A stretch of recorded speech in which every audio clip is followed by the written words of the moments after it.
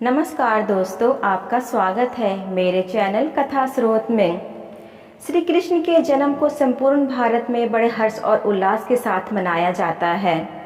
यह एक वार्षिक हिंदू त्योहार है जिसमें विष्णु जी के 8वें अवतार श्री कृष्ण के जन्म का जश्न मनाया जाता है।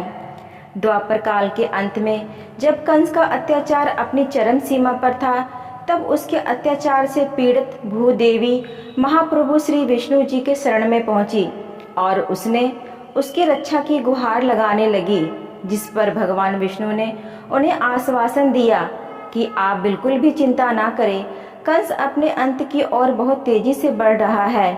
मैं जल्द ही वासुदेव और देवकी के यहाँ आपके 8वें पुत्र के रूप में जन्म लूंगा। कंस का अंत करके आपको उनके अत्याचारों से मुक्त करूंगा।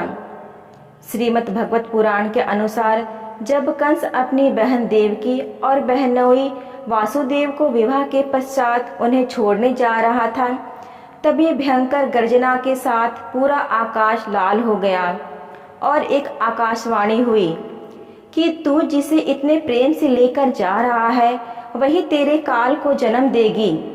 देवकी का 8वां पुत्र ही तेरा काल होगा। आकाशवाणी के बाद कंस ने देवकी और वासुदेव को कारागार में डाल दिया और एक एक कर उनके सभी पुत्रों को निर्दयता के साथ मृत्यु के घाट उतार दिया। तभी भगवान विष्णु ने देवकी और वासुदेव को दर्शन देकर ये सूचित किया कि देवकी, मैं तुम्हारे 8वें पुत्र के रूप में जन्म लेने वाला हूँ, और वासुदेव, आप मुझे मेरे जन्म के पश्चात गोकुल के नंद के घर ले जाना। उनके यहाँ जिस पुत्री ने जन्म लिया है मुझे उससे बदल देना। इसके पश्चात श्री हरि ने कृष्ण पक्ष बुधवार के दिन रोहिणी नक्षत्र में अष्टमी पर अर्धरात्रि को जन्म लिया। कथाओं के अनुसार उस समय सभी देवी देवता, ब्रह्म और शिव उस मंगल घड़ी में उपस्थित थे। उनके दिव्य प्रकाश से कारागार के सभी द्वार खुल गए और सभी सैनिक निद्राग्रस्त हो गए, जिसके पश्चात वासुदेव ने कृष्ण को एक टोकरी में लिया और नंद के पास चल दिए। श्री कृष्ण के जन्म के समान यमुना उफान पर थी। बादल भयंकर गर्जना करते हुए भीषण वर्षा कर रहे थे और वासुदेव अपने पुत्र को सर पर उठाए यमुना पार करने लगे।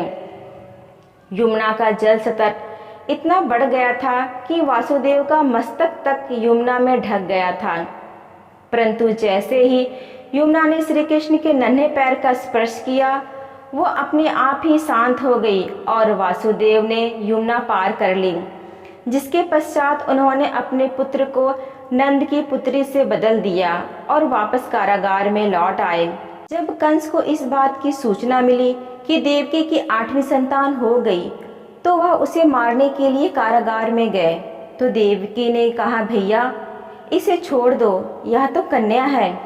आपको तो मेरे 8वें पुत्र से कष्ट था। परंतु कंस ने एक ना सुनी। उसने जैसे ही कन्या को पत्थर पर पटक के मारना चाहा, वैसे ही कन्या कंस के हाथों से छूटकर आकाश में उड़ गई और कन्या ने एक देवी का रूप धारण कर लिया और बोली, हे कंस, तुझे मुझे मारकर कोई भी लाभ नहीं मिलेगा।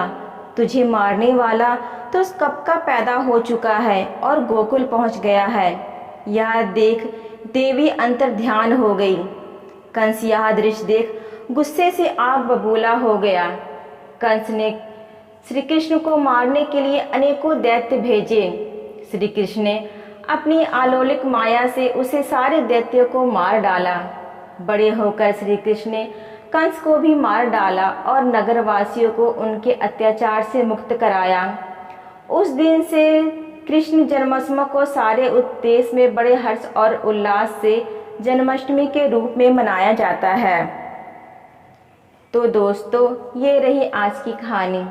आज की कहानी आपको कैसी लगी कमेंट बॉक्स में लिख के ज़रूर बताइएगा। और अभी तक मेरे चैनल को आपने सब्सक्राइब नहीं किया है तो ज़रूर कर लें और हमारे साथ बने रहें। धन्यवाद।